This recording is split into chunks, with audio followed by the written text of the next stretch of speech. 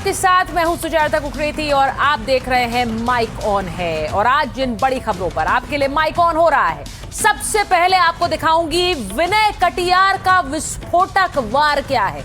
Vinay Katiyar BJP के बड़े नेता और इसी के साथ संघ से जुड़े हुए राम मंदिर आंदोलन के बड़े चेहरे आज सीधे सीधे कह रहे हैं हो सकता है चंपत राय जेल चले जाएं। वो ये भी दावा कर रहे हैं कि उनकी प्रधानमंत्री से बात हुई है। क्या कुछ कहा आज आपको सुनवाऊंगी। इसी के साथ आपको बताऊंगी कि उत्तर प्रदेश में बड़े भाई की लड़ाई है क्या। यूपी में 2027 के चुनाव से पहले कौन है बड़ा भाई, यह तय होना बाकी है। अब इसे तय कौन करेगा? राहुल गांधी और अखिलेश यादव के बीच क्या गठबंधन होगा? क्योंकि कांग्रेस कह रही है लड़ाई से पहले 50-50 की भागीदारी चाहिए। क्या यह हो पाएगा? इसी के साथ आपको बताऊंगी कि कैसे ईरान में सुप्रीम लीडर का जनाजा निकला है और उस जनाजे में करोड़ों लोग पहुंचे, लेकिन क्या उन करोड़ों में सुप्रीम लीडर के बेटे मोस्तबा खेमनेई भी पहुंचेंगे? क्योंकि मोस्तबा की जान को खतरा है। ईरान को लगता है अगर वो सामने आए तो इजराइल हमला कर देगा। आखिर मोस्तबा सामने आएंगे कि नहीं, इस पर माइक ऑन कर रही हूं। इसी के साथ माइक ऑन कर रही हूं आज की एक और बड़ी खबर, नो वन किल्ड केतन। ये मैं क्यों कह रही हूं? क्योंकि केतन की हत्या के बाद न सिया ने मारा न चेतन ने मारा, तो आखिर केतन को किसने मारा? पुलिस तफ्तीश में क्या निकल कर आ रहा है, आज ये भी आपको बताऊंगी। लेकिन सबसे पहले मैं बड़ी खबर पे जाऊं उससे पहले एक ऐसी तस्वीर आपको दिखाना चाहती हूं जो आपकी सुरक्षा से जरूरी है। आप सड़क पर जाते हैं, एक्सप्रेसवेज पर जाते हैं, हाईवेज पर जाते हैं, एक ऐसी तस्वीर आज सामने आई जिसने हिला कर रख दिया है। यह तस्वीर जरा गौर से देख लीजिए।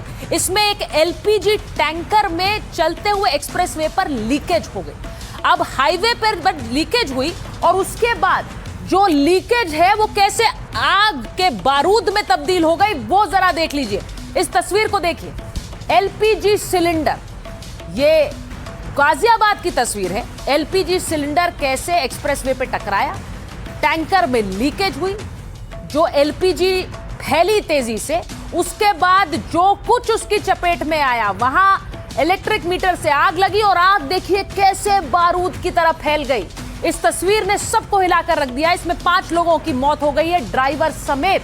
और ये इसलिए जरूरी है कि किसी भी तरह के टैंकर के पास से अगर आप गुजरते हैं तो उसमें लीकेज जानलेवा साबित हो सकती है। यह तस्वीर आपके लिए बेहद जरूरी है।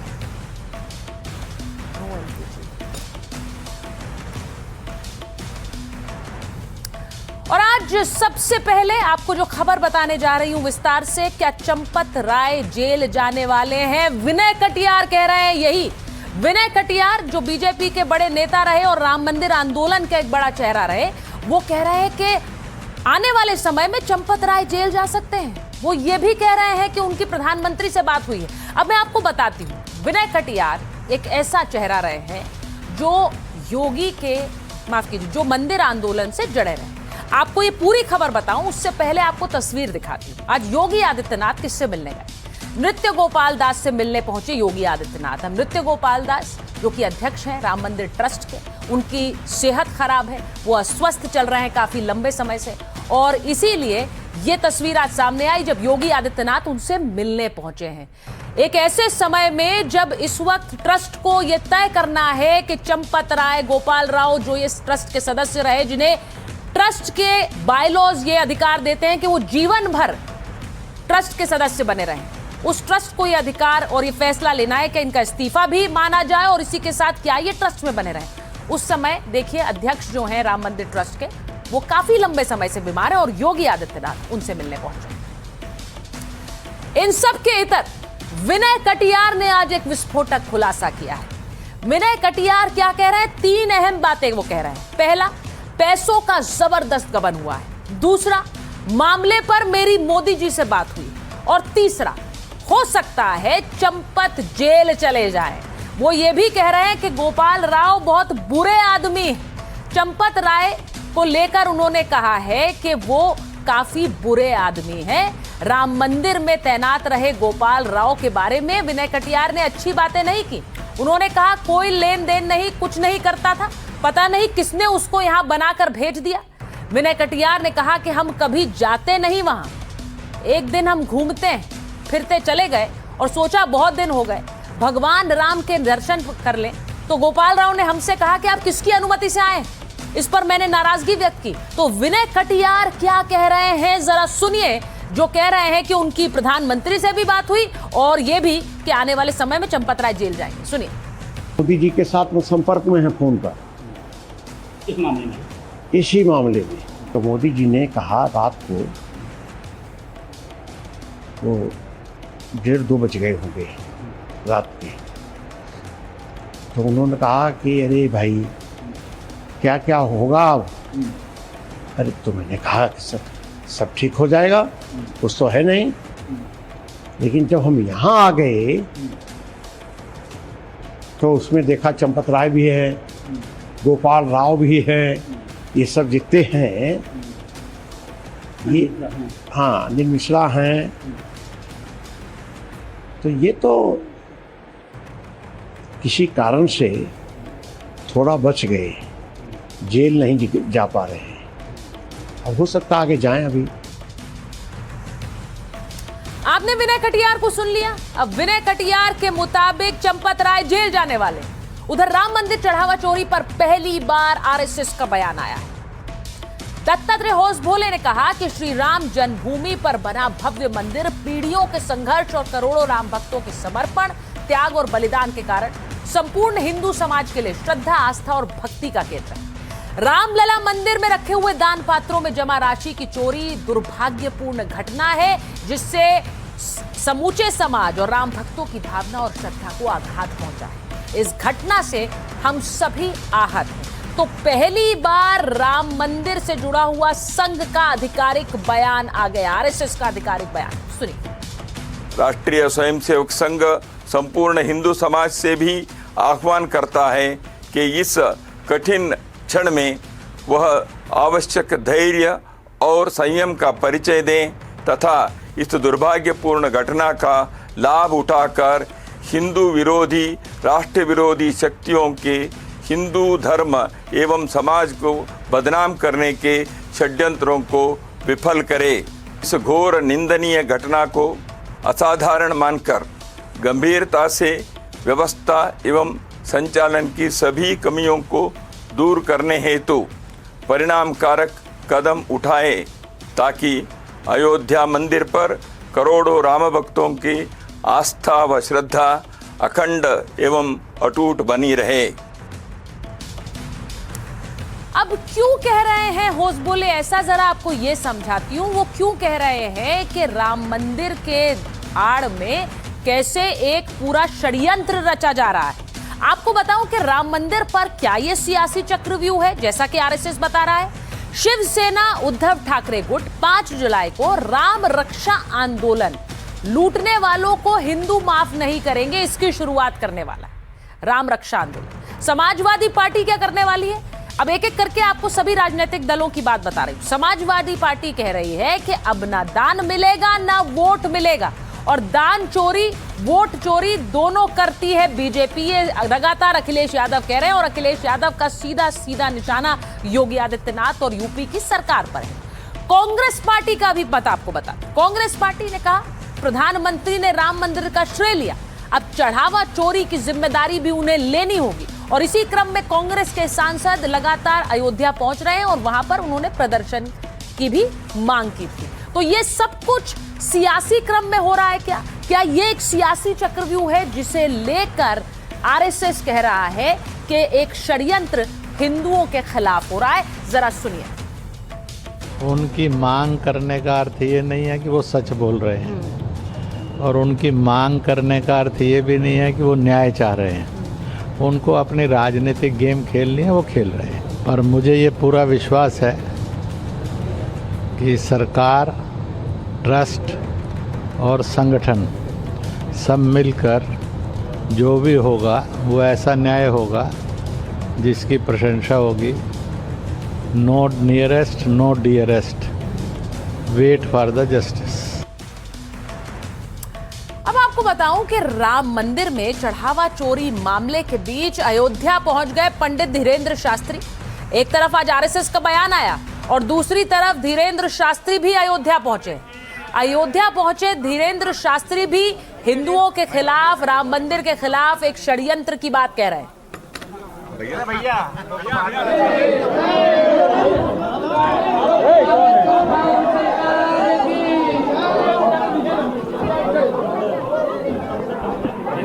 भाई केवल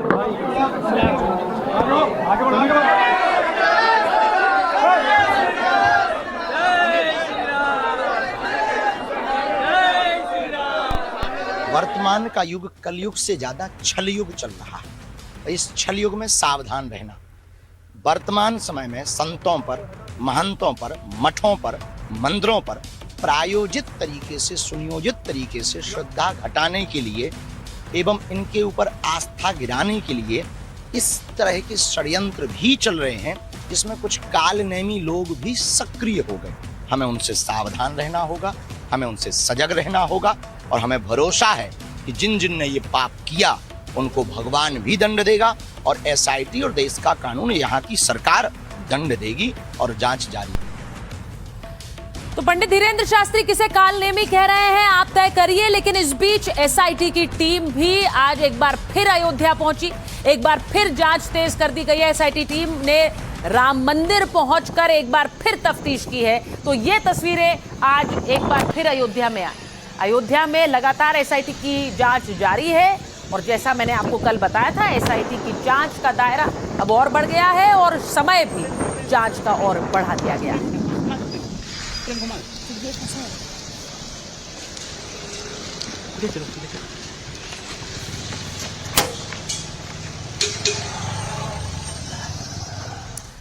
अब आपको बताती हूँ कि चढ़ावा चोरी मामले में कैसे एसआईटी का शिकंजा कस रहा है।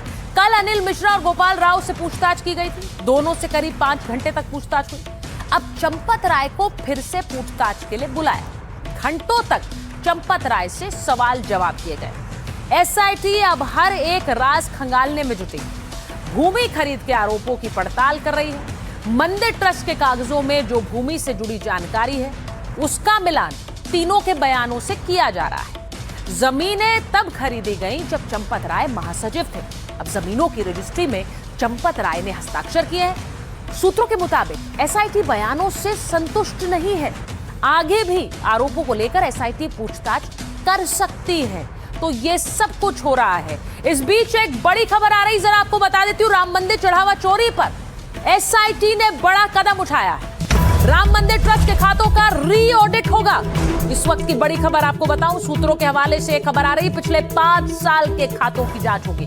यानी पिछला कुछ समय नहीं, 5 साल के खातों की जांच की जाएगी एसआईटी द्वारा। शुरुआती एसआईटी जांच में ये गड़बड़ियां मिली थी।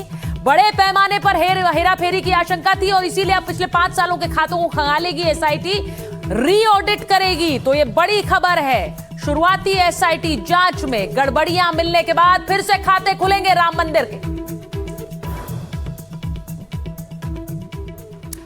अब इसी के साथ एक और तस्वीर आपको दिखा रही। गिरफ्तार आरोपी अविनाश शुक्ला को लेकर योगा सेंटर पहुंची अयोध्या पुलिस।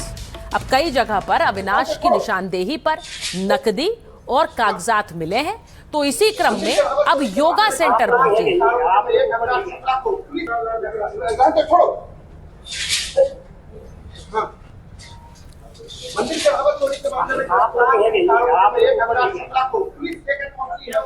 तो आपको जो तस्वीरें दिखा रही हूं, अविनाश शुक्ला की निशानदेही पर कई जगह पहले भी पैसे मिले।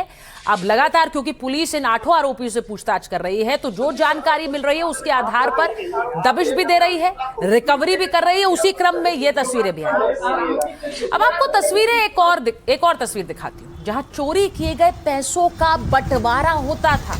ये जो जगह आप देख रहे हैं, 14 कोसी परिक्रमा मार्ग। यहां पर अनुकल्प मिश्रा, लवकुश मिश्रा, कमलेश पांडे, टीनू यादव समेत 8 लोग पैसों का बंटवारा करने के लिए मिला करते थे। इसकी भी जानकारी आरोपियों ने ही दी और इसीलिए पुलिस यहां पर पहुंची। यहां पर पुलिस ने न सिर्फ इस जगह की तफ्तीश की, बल्कि यह भी बताया गया कि इसके इर्द गिर्द भी कई जगह ऐसी थी जहां पैसों का बंटवारा करने के बाद चीजें छुपाई गई। तो इसीलिए पुलिस ने इस जगह को भी खंगाला। अब सीसीटीवी में चढ़ावा चोरी को लेकर कई खुलासे हुए हैं।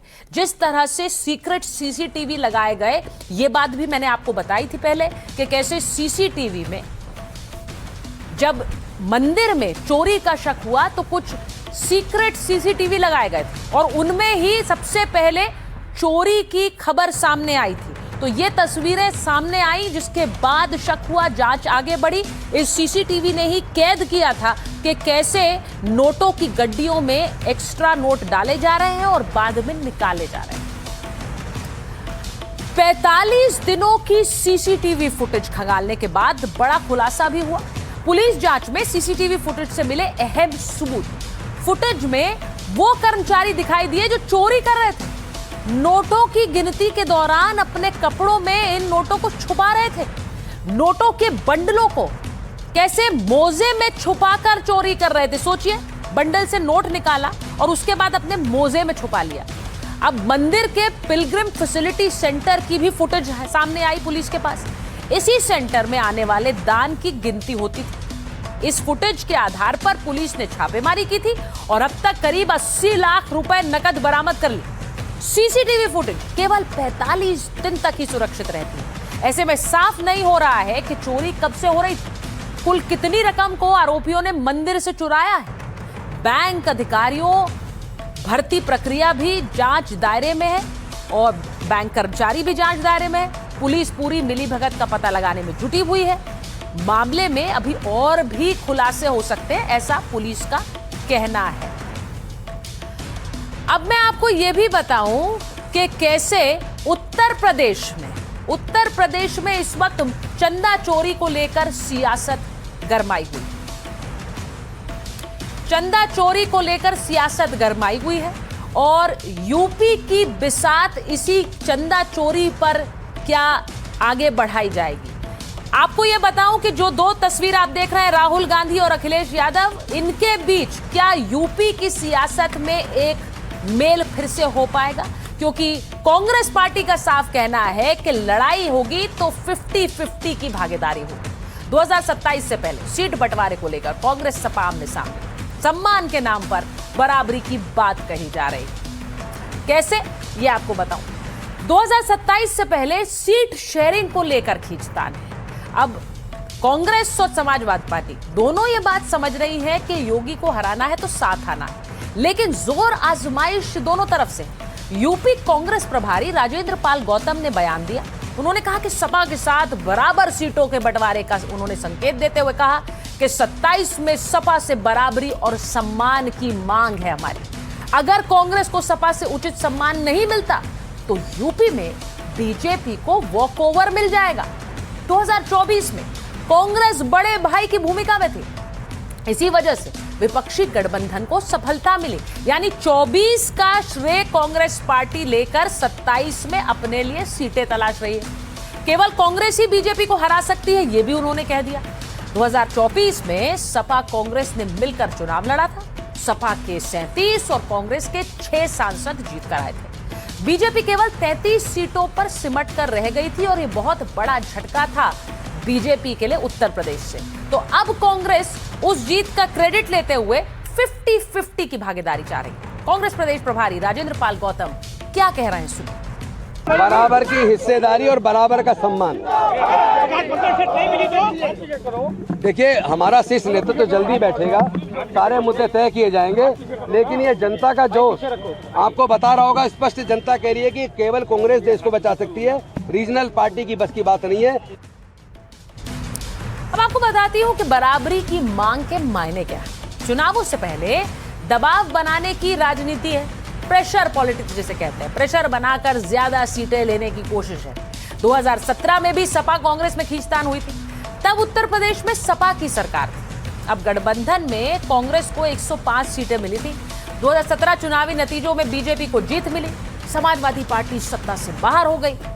लोकसभा चुनाव में फिर से सपा कांग्रेस साथ लड़ी। कांग्रेस के प्रदर्शन से स्थिति और मजबूत हो गई। कांग्रेस ने 17 लोकसभा सीटों पर चुनाव लड़ा, 17 में से 6 लोकसभा सीटों पर जीत हासिल की। 24 में कांग्रेस का स्ट्राइक रेट 35% रहा।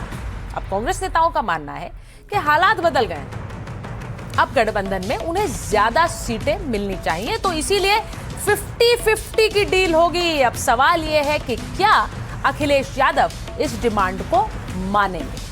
सपा और कांग्रेस में सीटों का बराबरी से बंटवारा होगा क्या?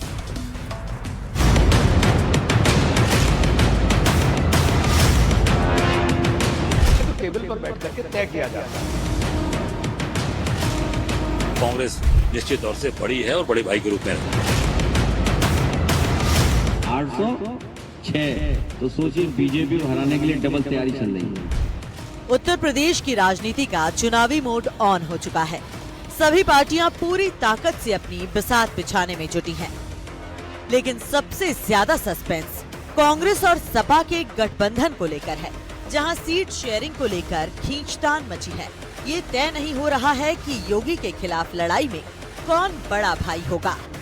देखिए, मैं इतना ही कहूंगा, यहाँ पे आज जब तक कांग्रेस मजबूती के साथ आप देख सकते हैं कि खड़ी है पूरे देश के अंदर, कोई लड़ रहा है आंख में आंख डाल के, तो कांग्रेस पार्टी लड़ रही है।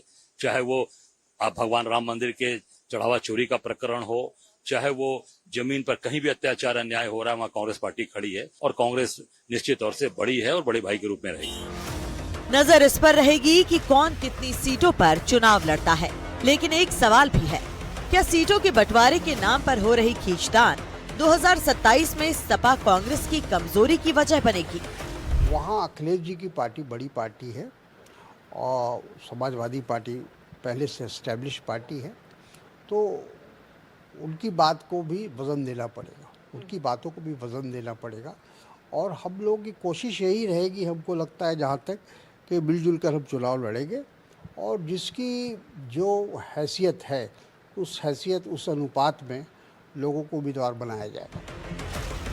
भले ही 2024 के नतीजों से यूपी में कांग्रेस का जोश हाई हो, बात सम्मान और बराबरी की सीटों की हो रही हो, लेकिन सपा नेताओं के बयान बता रहे हैं कि आने वाले समय में किसका कितना सम्मान होगा। चलिए, नए नए बने हैं, उनको कुछ जानता नहीं था यूपी में, तो अपनी पहचान बताने के लिए सब बोल रहे हैं। मेरा उनसे भी निवेदन होगा कि आपके लोग वहाँ जाने, आपके उलझुल बयानों से, उससे ज़्यादा जरूरी है कि वहाँ की सरकार बदली जाए, मिल के बदली जाए, इंडिया गठबंधन मजबूत हो। मीडिया में बोलने से न गठबंधन मजबूत होगा न सरकार बदली जाएगी। सीटों के बंटवारे को लेकर सपा कांग्रेस के बीच चल रहे सियासी बाण नए नहीं हैं। इससे पहले गठबंधन के सवाल पर अजय राय ने दावा किया था कि कांग्रेस की नजर सभी 403 सीटों पर है और पार्टी पूरे दमखम के साथ चुनावी तैयारियों में जुटी है, जिसके बाद अखिलेश ने भी अपने अंदाज में इस बयान पर तंज कस दिया था। 403 तैयारी हो, 403 हम तैयारी करें तो कितनी होगी? 806 तो सोचिए बीजेपी को हराने के लिए डबल तैयारी चल रही है। इसमें क्या खराब बात है? इसमें क्या बुरा लग रहा है आपको? डबल तैयारी हो रही है। फिलहाल दोनों तरफ से बयानों का दौर जारी है, तमाम दावे किए जा रहे हैं, लेकिन ये तय है कि कांग्रेस की ज्यादा सीट वाली मांग ने अखिलेश के माथे पर चिंता की लकीर खींच दी है। अब देखना दिलचस्प होगा कि क्या दोनों पार्टियां बीच का कोई रास्ता निकालती हैं या फिर विधानसभा चुनाव आने से पहले ही विपक्ष बिखर जाएगा। क्या उत्तर प्रदेश में पूरा गेम बदल देंगे ओवैसी? अब ये सवाल क्यों पूछ रही हूँ? सपा कांग्रेस के बीच खींचतान के चलते यूपी चुनाव के लिए ओवैसी ने भी कमर कस ली। इस वक्त असदुद्दीन ओवैसी एक्शन मोड में है। असदुद्दीन ओवैसी का प्लान भी तैयार है। ओवैसी यूपी में साथी की तलाश कर रहा है। आपको याद होगा कुछ दिन पहले ओवैसी ने बीजेपी को हराने के लिए किसी का भी साथ देने की बात कही थी, लेकिन सपा ने ओवैसी के प्लान पर पानी फेर दिया था। अब ओवैसी साहब की नजर बाकी सियासी दलों पर है। अब ओवैसी ने एक पोस्टर जारी किया है, वही आपको दिखा रही हूं, और इस पोस्टर में लिखा है उत्तर प्रदेश में पूरा गेम बदल देंगे। अब कैसे ओवैसी अखिलेश पर निशाना साध रहे हैं वो सुनिए। बताओ उत्तर प्रदेश के मुसलमानों जो कहते हैं कि नहीं नहीं समाजवादी, अरे समाजवाद नहीं है, ये सिर्फ यादववाद की सियासत है, जिससे आपको निकलकर मजलिस इत्तेहाद और मुस्लिमीन के हक में अपने वोट का इस्तेमाल करना पड़ेगा। अखिलेश यादव से हम पूछना चाह रहे हैं, वो यादव है और आप यादव हैं, तो यादव पे इल्जाम लगा तो आपके दिल और दिमाग में तकलीफ पहुंच गई। संभल में मेरी मस्जिद को शहीद कर दिया गया, नोटिसें दी जा रही हैं, अखिलेश को तकलीफ नहीं होती है। ये समाजवादी पार्टी का पीडीए है कि यादव बीजेपी का होगा तो अखिलेश कूद कर उसकी मदद को जाएंगे, जो यादव नहीं होगा अखिलेश के पेट में दर्द नहीं होगा।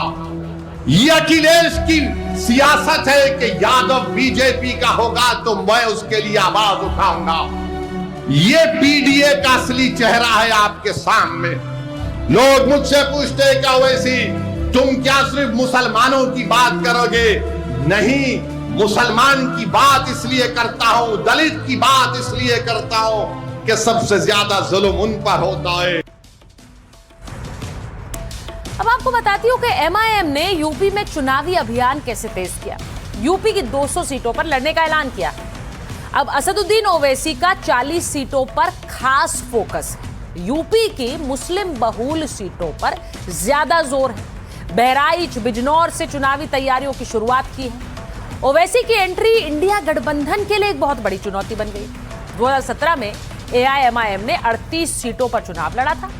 एक तो छोड़कर सभी सीटों पर जमानत जब्त हो गई थी। अब 2022 में 95 सीटों पर अपने उम्मीदवार उतारे, 94 सीटों पर उम्मीदवारों की जमानत जब्त हुई।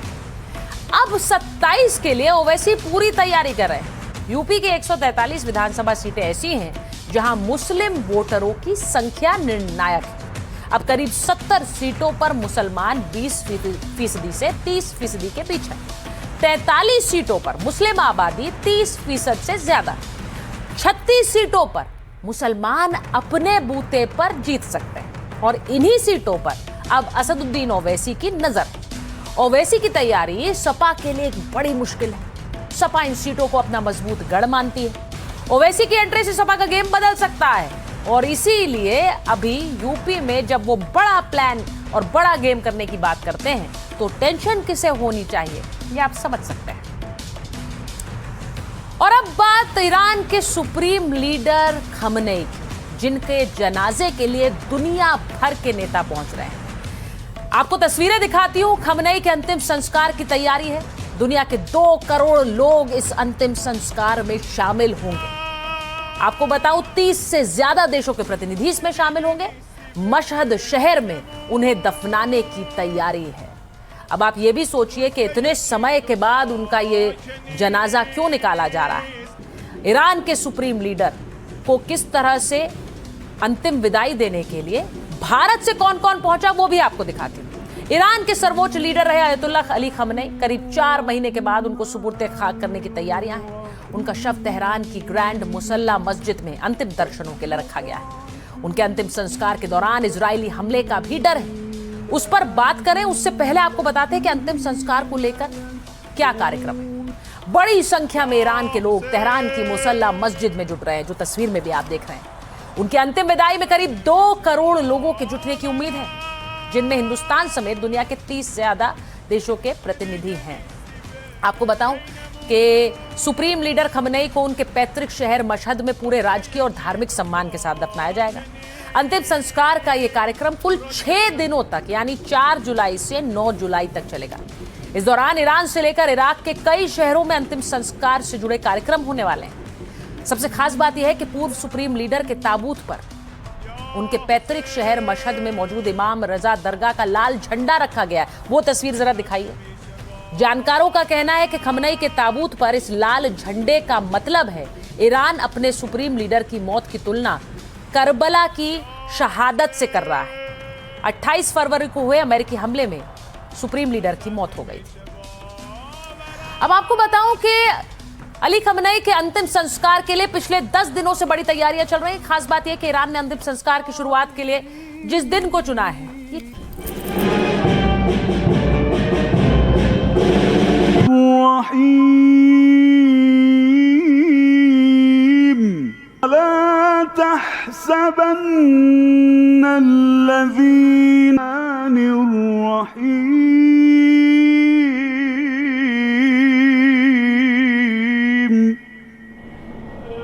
क्योंकि 4 से 9 जुलाई ईरान में क्या क्या होगा।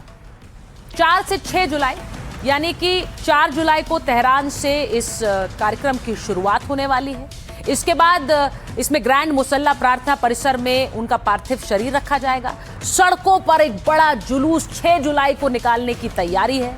इसी के साथ 6 जुलाई को लाखों लोगों के शामिल होने की भी उम्मीद है। अब 7 जुलाई को जुलूस पवित्र शहर कोम जाएगा। अब तेहरान से करीब 140 किलोमीटर दूर कोम शहर है, इसीलिए आप 7 जुलाई आप समझ लीजिए एक और दिन लग जाएगा। शिया धर्म में पवित्र माना जाता है कोम शहर, तो वहां ले जाया जाएगा। फिर 8 जुलाई को इराक के नजफ करबला में भी जुलूस जाएगा और 9 जुलाई को उनके गृह शहर मशहद में उन्हें दफनाया जाएगा। तो ये पूरा कार्यक्रम है जो 6 दिनों तक चलेगा। राजकीय धार्मिक सम्मान के साथ अंतिम संस्कार होगा। काफी भव्य कार्यक्रम की तैयारी हो रही है। इसमें 1989 में ईरान के पहले आयतुल्ला यानी आयतुल्ला रुहुल्लाह खुमैनी के अंतिम संस्कार से भी बड़ा करने की तैयारी।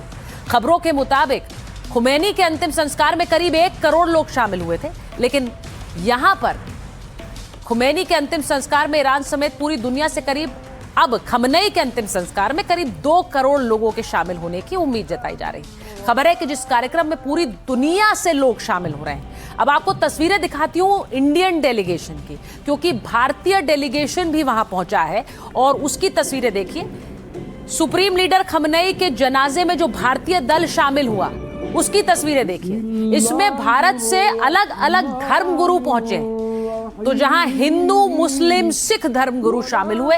आप एक वहां पर भगवा पहने हुए हिंदू धर्मगुरु को भी देख रहे हैं, आप पगड़ीधारी सिख धर्मगुरु भी देख रहे हैं और इसी के साथ शिया धर्मगुरु भी उनको सम्मान देने के लिए भारतीय दल में पहुंचे। अब आपको दिखाती हूं धार्मिक नेताओं के इतर अंतिम संस्कार में आधिकारिक प्रतिनिधि के तौर पर विदेश राज्य मंत्री पवित्र मार्गरीटा, बिहार के राज्यपाल सैयद अता हसनैन जो रिटायर्ड लेफ्टिनेंट जनरल हैं और यूपी की शिया बिरादरी से आते हैं। दोनों भारतीय प्रतिनिधि ईरान से मिले निमंत्रण के बाद भेजे गए और इसमें एक शिया समाज का प्रतिनिधित्व करते हैं, दूसरे भारत सरकार का प्रतिनिधित्व करते हैं। और आप देख रहे हैं जम्मू कश्मीर की पूर्व मुख्यमंत्री महबूबा मुफ्ती भी वहां पहुंची और कांग्रेस के नेता सलमान खुर्शीद भी शराज़े अकीदत पेश करने के लिए पहुंचे।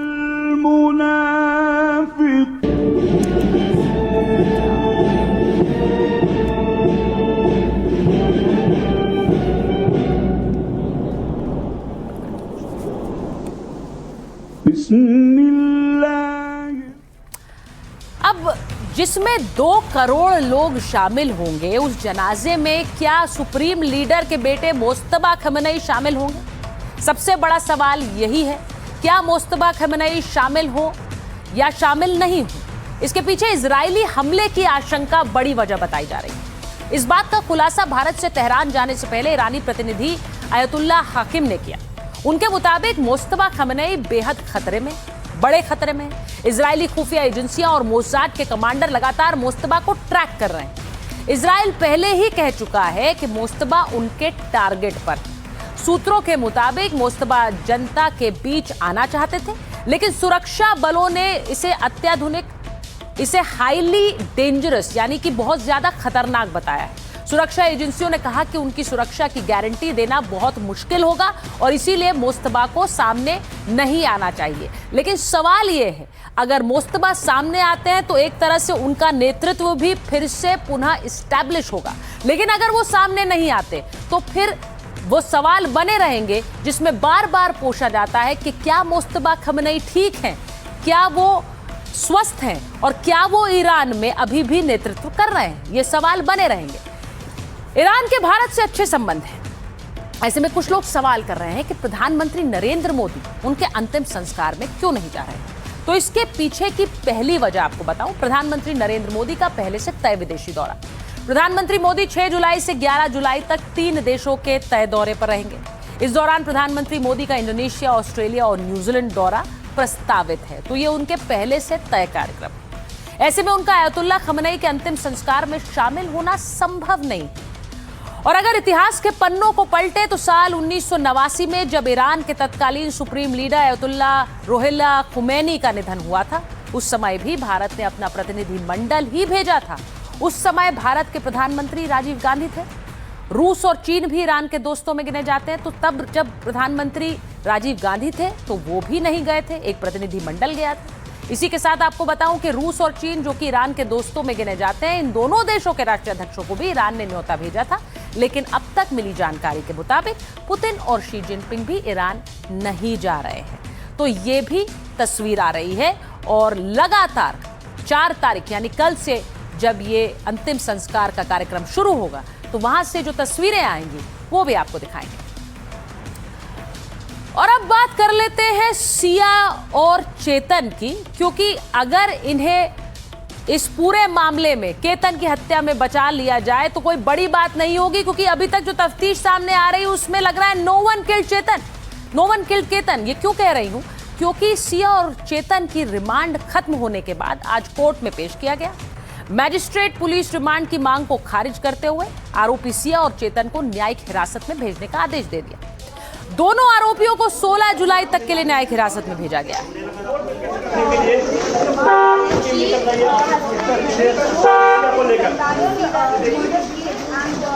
अब पुलिस अभी तक ये साफ नहीं कर पा रही है इस पूरी तफ्तीश के बाद कि केतन को किसने धक्का दिया, केतन की जान किसने ली, और इसीलिए हम पूछ रहे हैं क्या नो वन किल्ड केतन। सच्चाई जानने के लिए सिया का लाई डिटेक्टर टेस्ट भी होगा। अब आपको यह भी बताऊं कि 18 सवाल क्या 18 जून का राज खोलेंगे। क्या जून के दौरान आप चेतन से संपर्क में थी? ये पहला सवाल उस लाई डिटेक्टर टेस्ट का होगा। क्या 18 जून 2026 को लोहागढ़ क्षेत्र में गई थी? क्या 18 जून को केतन अग्रवाल से मुलाकात हुई थी? ये सब सवाल इसलिए क्योंकि एक लाई डिटेक्टर टेस्ट में ये कहा जाता है कि अगर जिसका टेस्ट हो वो झूठ बोले तो उसे लाई डिटेक्टिंग मशीन पकड़ लेती है। तो इसमें क्रम में सवाल पूछे जाते हैं जो आप बताती है कि आप सही बोल रहे हैं या झूठ बोल रहे हैं। अब सवाल यह भी कि क्या 18 जून को चेतन चौधरी से मुलाकात हुई थी? क्या आप केतन और चेतन एक ही स्थान पर मौजूद थे? क्या 18 जून से पहले चेतन के साथ लोहागढ़ जाने की कोई योजना बनाई? क्या घटना से पहले आपने केतन की लोकेशन चेतन को बताई? सवाल यह भी होगा कि क्या 18 जून को लोहागढ़ में केतन के साथ कोई शारीरिक झड़प हुई थी? क्या आपने केतन अग्रवाल को किसी भी प्रकार से धक्का देने की कोशिश की? क्या आपने किसी और को केतन के साथ बल प्रयोग करते हुए देखा था? तो ये कुछ ऐसे सवाल हैं जो लगातार पूछे जा रहे हैं। अब आपको यह भी बताऊं कि केतन अग्रवाल का एक नया वीडियो सामने आया है, ये देखिए, जिसमें वो साफ साफ बोलते हुए दिख रहे हैं। अब ये वीडियो सिया गोयल के उस दावे का सीधा जवाब है। ये वीडियो सिया गोयल के उस दावे का सीधा जवाब है जिसमें सिया ने कहा था कि तुतलाने और हकलाने की वजह से उन्होंने केतन अग्रवाल से शादी करने से इनकार कर दिया था। तो जरा इसको सुनिए। तो फिर कैसे लगे?